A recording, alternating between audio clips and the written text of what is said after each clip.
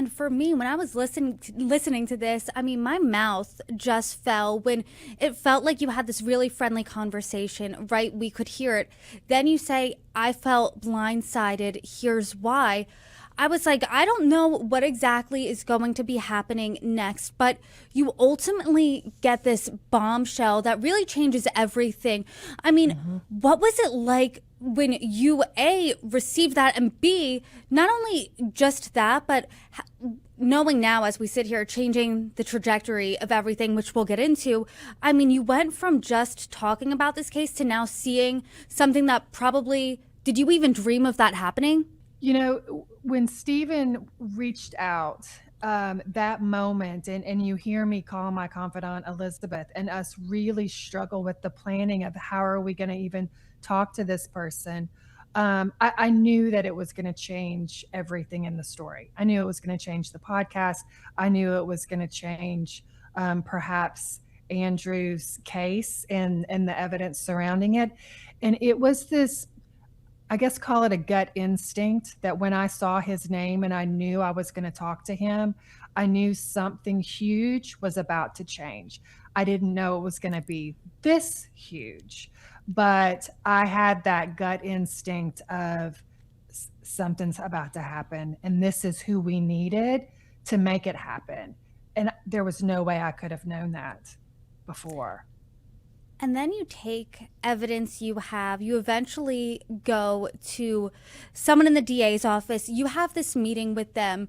What was that like? And did you leave feeling more hopeful? I mean, what did you think of our criminal justice system in general at that moment?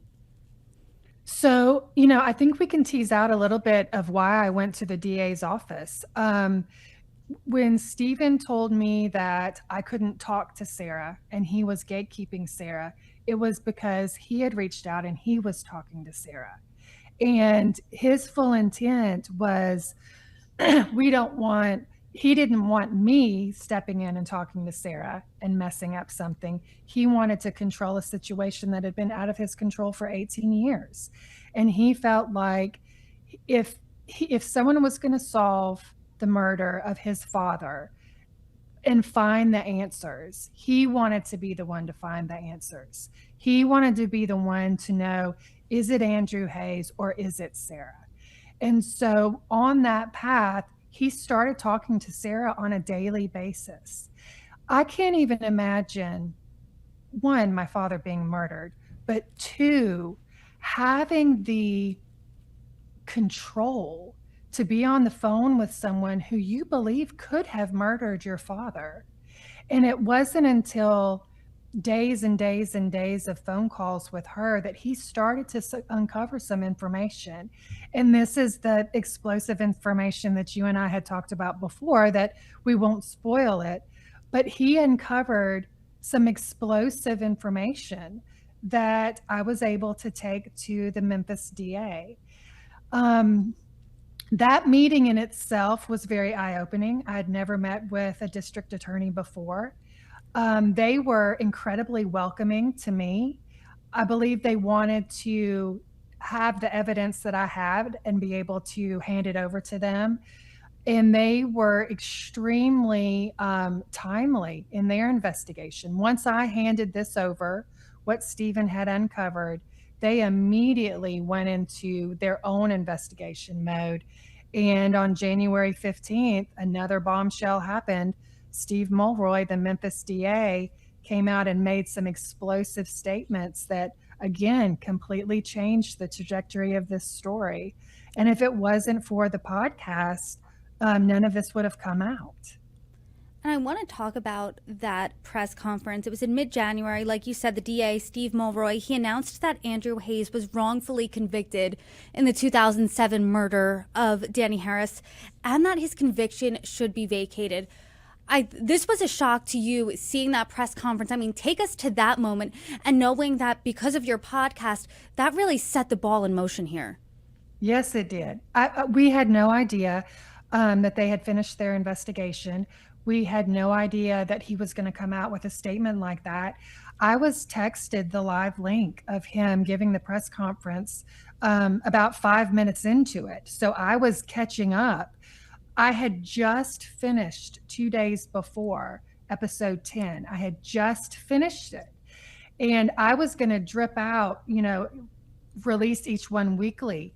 But after his press conference and the statements that he made about Andrew Hayes being innocent and that he thinks he should be exonerated, those are words that do not come out of DA's mouths. I mean, it was for him to say that with such certainty in such a public forum. It was the best news that anybody ever could have heard, besides the fact that Andrew, is walking out of prison. That's the next big news.